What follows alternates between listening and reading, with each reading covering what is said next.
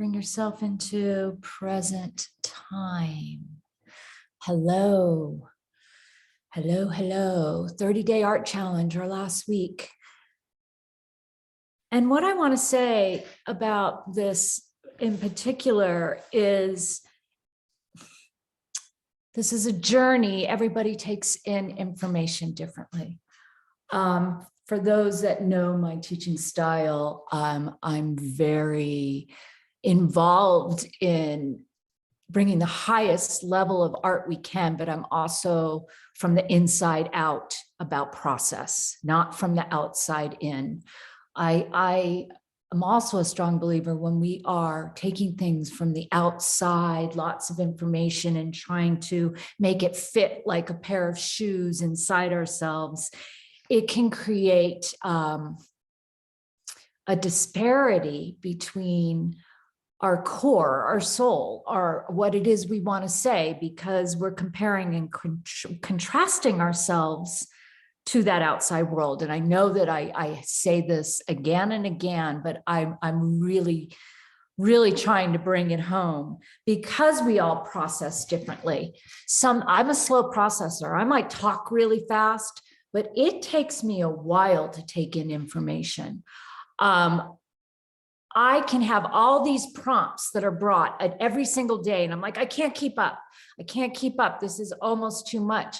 It's really about taking in, even if you don't do any of the exercises physically, if you're even listening to them or doing some of the meditations, that is going to assimilate within inside of you. And over time, believe me, it will articulate into the outside. So we have worked with, I wrote a few things, the process of the inside out. We are yin and yang, masculine and feminine. And that some of you are female, some of you are male, it doesn't matter. So that information we take in, starting to discern and pay attention how you work, how your process evolves over time. Did you feel over the last 30 days that there was pressure? Or did it make you super excited and you just kept going? Those are good things to pay attention to. The other thing is, so many instructors can say to you, let's find your personal voice. Let's find authentic voice. Let's get personal symbol. Well, we can hear those as words, right? It can be very linear. And then you're like, well, what is that supposed to mean? That happens very slowly. And so as you are working just ever so, even if it's just 5 minutes a day, and then you put it up, you notice how this last week, I said, now put all your work up so you can really look at it. You're going to start to see, even if you only have 5 pieces, you can do it with just 5, 10, 20, doesn't matter.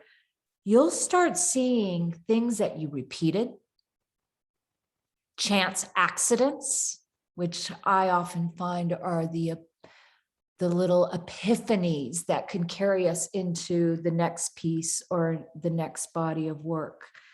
But to really discern, not judge, like, oh, I don't like that. That didn't work. Oh, that sucks. Oh, I suck. We can just keep going with that critical voice. But to discern means to take in the whole. When you're working as not only 1 piece, 2 piece, 3 piece, 5 piece, what do they all share? But even within 1 piece, how do you read it as a whole? Okay, you're embodying what is working for you, and what's not working for you is just that. Composition is, there are guidelines, there aren't any rules. So one reason I had you work with the mandala, it's a seeping of psychological as well as seeing something from the outside, and that is what is above, what is below, what is to the left, what is to the right. Psychologically, what is in the conscious, what is in the unconscious, what's from the past, if you're in Western culture anyway, because we read left to right, what's from the past, what's moving into the future. And if you stay with the mandala, you might start to notice that you're breaking out of it. And you might feel like, oh my goodness, I'm in the confines of this circle I want out. And others of you out there might find, oh, I can really work within these parameters. Another thing to pay attention to. So what I'm going to do is I'm going to share some of the writings, some of the work, and I'm going to see if anybody has anything they might want to add in the chat box. And go from exiting my screen so I can screen share. I don't see any chats right now. Hello. Okay. So I'm going to start with looking at some of the imagery and reading some quotes that I pulled, and then I'm going to go to the Facebook page itself, and so we can all witness what we have done over time. So Marissa says, pulling in vessels, bowls, cups. So much is represented by the vessel that holds something that is used to simmer its nourishment to self and others. Since she was a child, she was drawn to the vessels. So I'm seeing, Marissa, this as a personal symbol, and reading it as a whole, I would keep going with these vessels to see if they grow and change into something else. I am claiming this often present vessel shape as one of my artist symbols. I feel the earth energy and spirit in them, and the ancestors' whispers are there too. Beautifully written. Deborah Fleischer has put up all her work.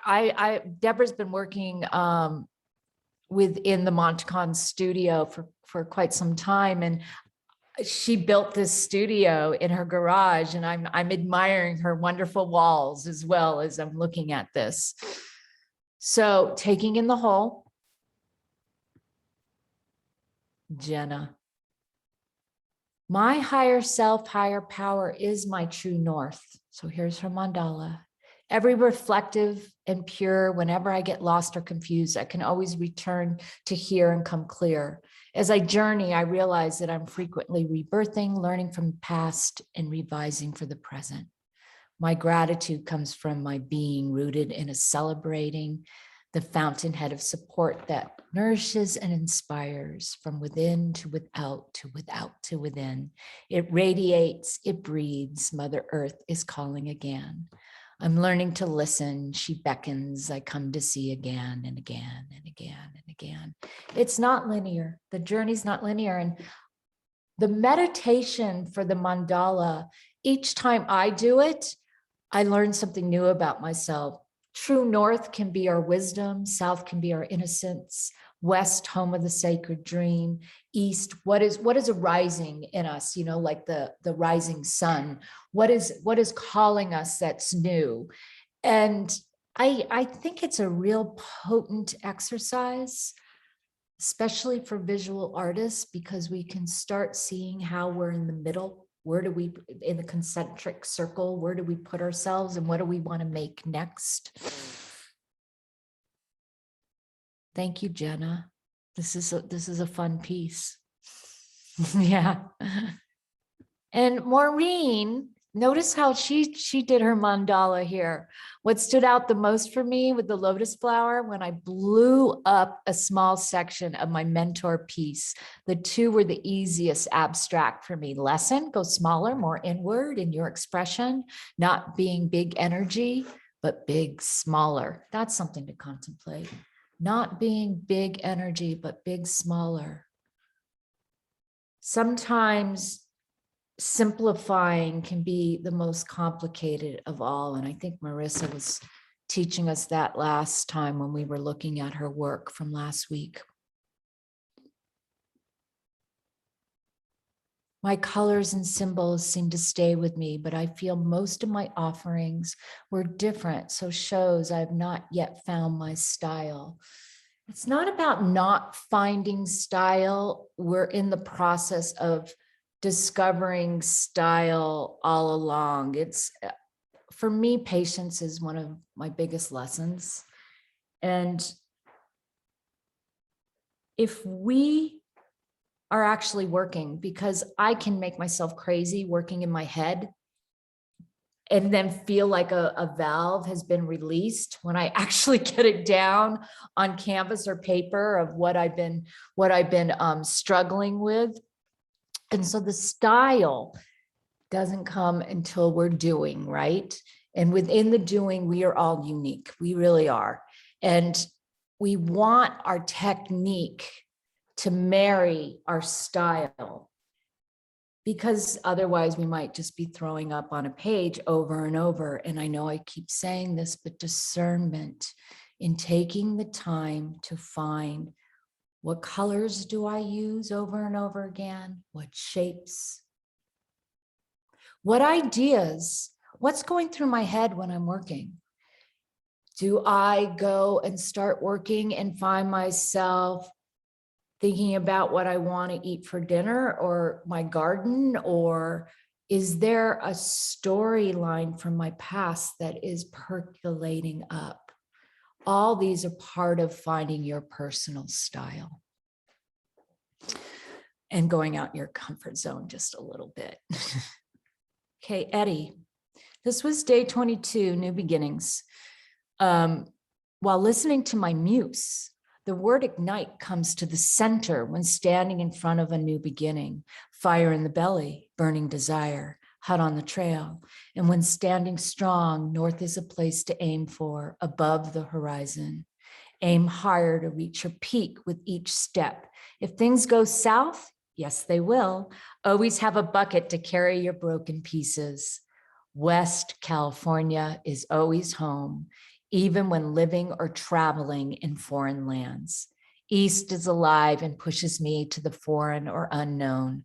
Words from my muse, new beauty, lyrical, poetical, ignite. We got a poet in our midst. Very well said, Eddie. And this is Mary. I'm not sure if Mary is on board here today. Symbols, acrylic on board. I'm sorry, that's Donna's. This is Mary right here. Her kind of risk taking with symbols and playing with symbols. I know she sometimes works figurative, so this is a nice breath of fresh air to see this. Donna Fleetwood, way behind, still on Muse Week, blowing it up. Could not get the effect of my muse, but danced with it. Definitely see those diagonals. Diagonals bring the most movement in a piece of art. And it feels like she's playing with everything above the horizon, and what's below the horizon is feeling more peaceful because she has resting points. The green gives our eye a sense of rest. And then as a composition, it kind of flows up and then moves into this chaos. So it has a definite dance to it. I do agree. And Ingrid, from the mud grows the lotus. Day 27. It's nice to witness all these. Before I move into the Facebook, does anybody have anything they want to say? We're small enough right now. If somebody wants to turn on their mic and have something they want to share about their process with this last month.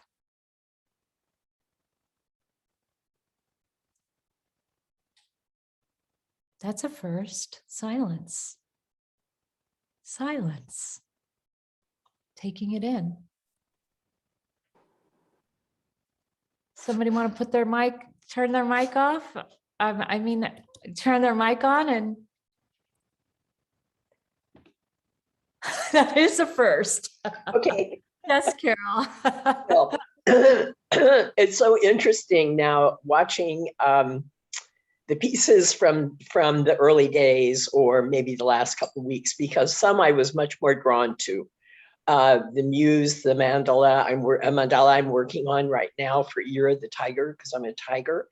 But I am now curious to go back into some of those, excuse me, and pick those up again and work those. Mm-hmm.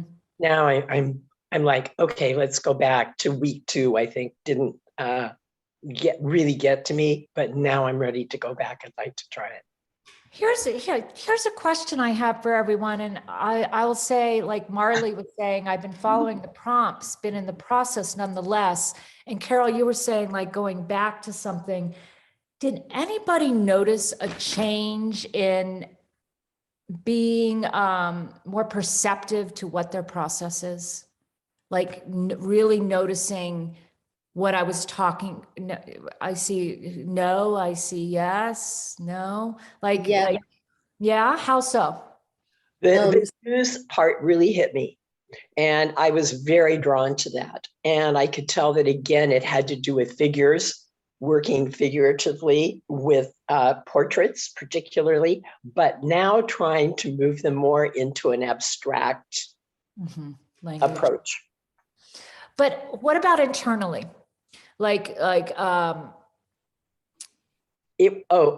For that, it's still hard for me to move into the more abstract, even though I'm very drawn to it.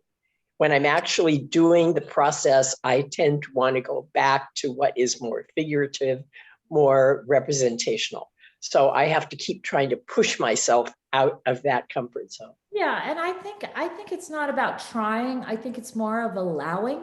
And if it wants to be figurative, you can work the figure to the point of almost being so exaggerated that it's abstract, as opposed to thinking you need to go to the left or to the right and move away from something. Oh, that's interesting. Yeah, and just sort of sit with both. Yeah. Otherwise, what it does is it keeps us feeling like there's a struggle of something we need to push away. Exactly. Yeah. Marissa, did you have a comment? Yeah. Since this was the second art challenge that I did with you, I noticed a big difference between the two. And through your prompts on this one, I really got in touch with my fears, and specifically working with Ellsworth Kelly as my muse. And I really got to understand what those fears are. 2 examples are how I had, maybe fear is too strong of a word, but in some cases it's not. I would have a fear of too much white space left on a painting. I would have trouble to value what that does for balance and weight and openness, to just actually give a zing to everything else that you've already put down. And another thing I learned was that you would never know by the things that I've been, sharing on this art challenge, but I really love minimal paintings and artworks when I'm looking at them. When I'm making them, I don't create them. And I really start to understand why that is. Besides the white space part of it, I can't get pleasure on making a simple shape because I can't resolve the edges the way that I want to. And so on this art challenge, I was really working hard to how can you present a simple shape on a white background and love how the edges are ending up. So those are 2 fears and processes that I learned a lot about on this challenge. That's a really wonderful share, and I appreciate that. There's something wonderful when you're taking in the whole and you kind of let your eyes go to the peripheral. Just the peripheral, because it kind of blurs the middle. And when you're working with negative space, I'm going to just make a challenge for you to push it more, because there's something wonderful in negative space for the eye, And it might just be a little bit of certain ideas that you had of maybe how you were trained or how you made work before, that it just feels foreign for a little while. Does anyone have any comments on what Marissa shared? Marley, you look like you were about to say something. Yeah. Yeah, I feel you. I love minimal art. It feels very strong and impactful. And often I admire work that's minimal. And then I think, oh, I'm going to make this minimal piece. And then as soon as I start, I'm in there all over the place. And so Mhm. I just have, I haven't found it needed a resolution. I wonder about it and I'm curious about it, but I tend to find I appreciate work that is very unlike my own. Like work that I really like is nothing like what I create. And I also like my work. So, Mhm. but yes, but I'm very compelled by minimal work. And I'm like, oh yes, I'm gonna make my mark. And then Yeah. Another practice is to do a lot of gestural movements and kind of muck about all over maybe 10 or 12 pieces, and then come back in either white or black and do some reductive. And then the most important shapes will stay. It's a good practice, just as a practice. yeah. I have a comment on that, on what Marissa shared as well. The part about reconciling your edges, I think is very interesting. I also work in clay, and the rim of my work, how do I finish a piece and what is that final edge, has been a focus of my work since the beginning. And one of my teachers, he says, like your edges have to be intentional, like if, and really thinking about them. And there's been so much growth in my ceramic work around my edges. And I've never thought about putting it into my painting, but I'm always going between the clay and the paint and what that is. And that's very interesting. And so I identify with that and appreciate thinking about that in my, more two-dimensional works, what that might be like. Because I think that there's something really deep about edges and boundaries and interior and exterior. It's fascinating. Very cool. Yeah, you can really play with that. There's a great little book by Pearl Fine. She was one of the artists that was in the woman's show of the abstract expressionist painters, and I think she's written about in 9th Street Women. I'm not sure, but there's a biography written on her, and she talks a lot about the peripheral. Thank you, Jenna. That was good. Any last comments before I share the Facebook page and we just kind of witness everything together before we say goodbye? Can I throw out just a random experience and see if anyone else has it and what you feel and think about it? For particular reasons on this art challenge, I asked myself to include each day when you share to the Facebook group, you're going to post on all your social media. And I really don't do social media, but I just asked myself to do that. So I kept getting these comments I didn't really know what to do with, and they make me really uncomfortable, which is like, oh, that's like Degas. Ooh, that looks like blah, blah, and blah, blah. All these comparisons to well-known artists. And I really don't know what to do with that. It's sort of you could throw it back at them. What do you mean by it looks like Degas? Because sometimes this can be the shallowism of social media. Everyone keeps everything on the surface, and here we are trying to go deeper, but we're not going to get the feedback we deserve or need from that audience. So you can invite them to go deeper, or you can just kind of turn it off, or literally turn it off. So that looks like Degas. Oh, really? Tell me more. They might, what do you mean by Degas? And because, sometimes it might just be random, really quick, and they're not thinking it through. This is where it doesn't serve us, right? And we have choices. Yeah. And well, I think of this has happened in person too, when somebody might be over my home and they want to look at what I've been making, and you'll show it. And I always find it so fascinating, like, well, why does it have to be like anybody else's? And what is that supposed to even mean to me? Am I supposed to, is that like some type of acknowledgement? It doesn't feel like one to me. I just never know what to do with that. I think it's a strange thing. Here's something that I do suggest you do. You go back and you look at that artist, and that you do some research on your own within your personal self of asking, do I share that? and then read what they are trying to communicate. Do I share that idea of what they're trying to communicate?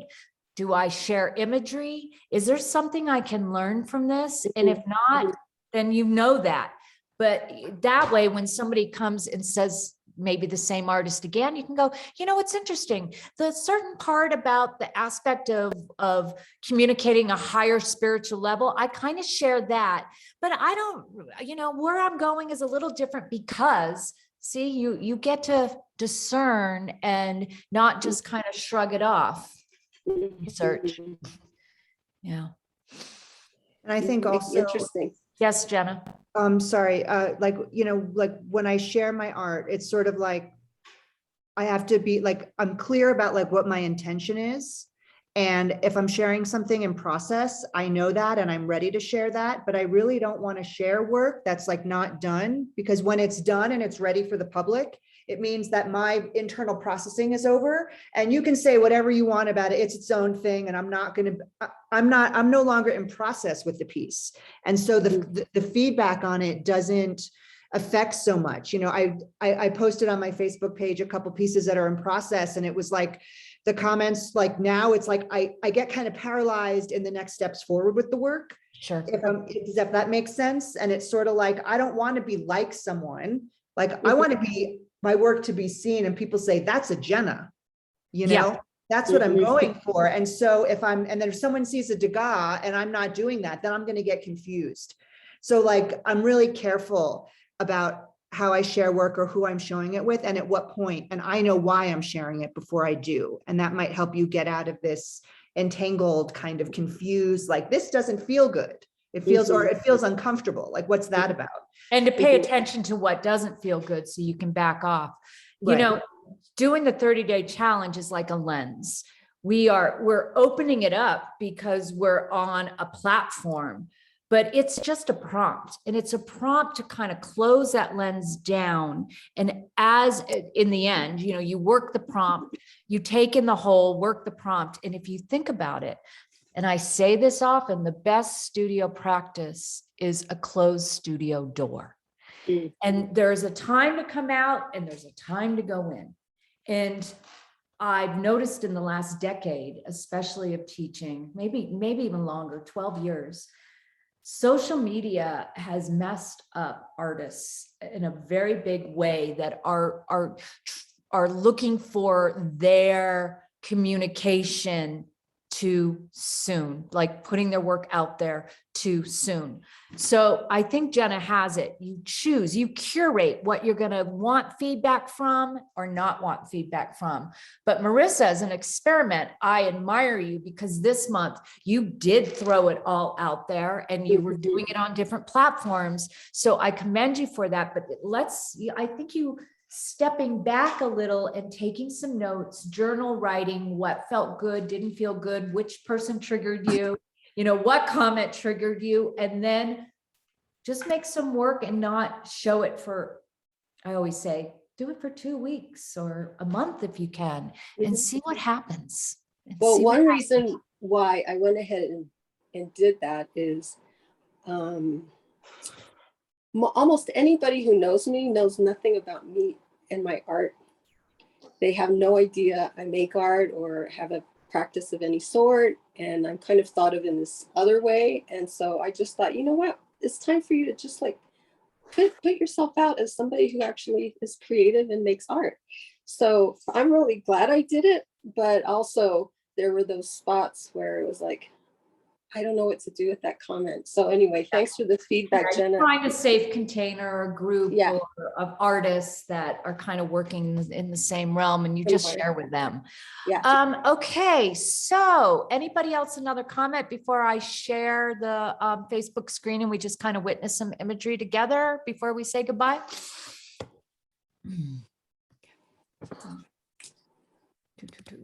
Let's see here if I moved it here. Got this.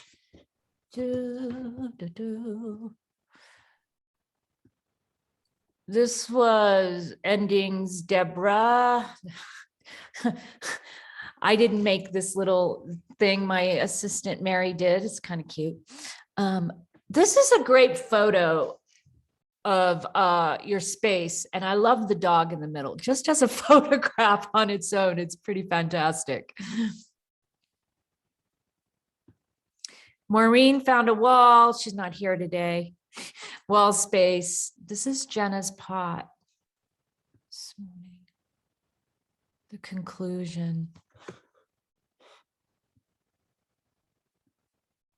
I do invite you all, you know, today after we hang up, to go ahead and just do some notes. What was the most memorable thing that we did? Look at Joan Mitchell in her studio. Talk about taking one idea as far as you can.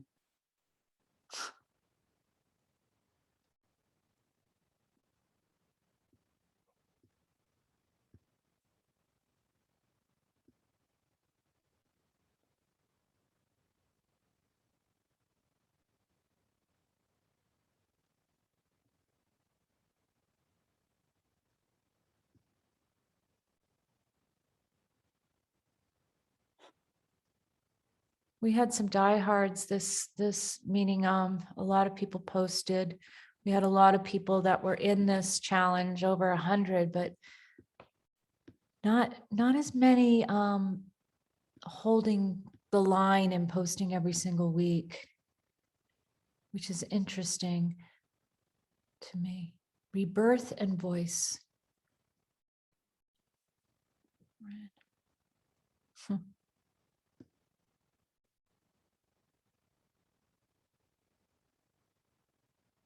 Strip down mandala.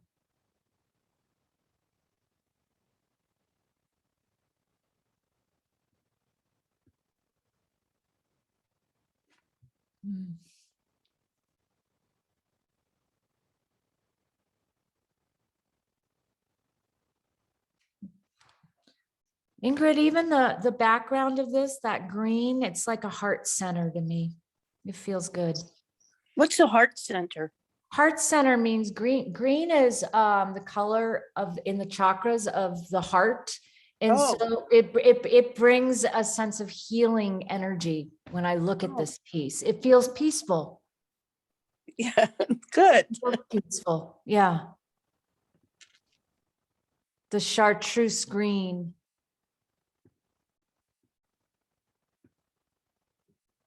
These are fun.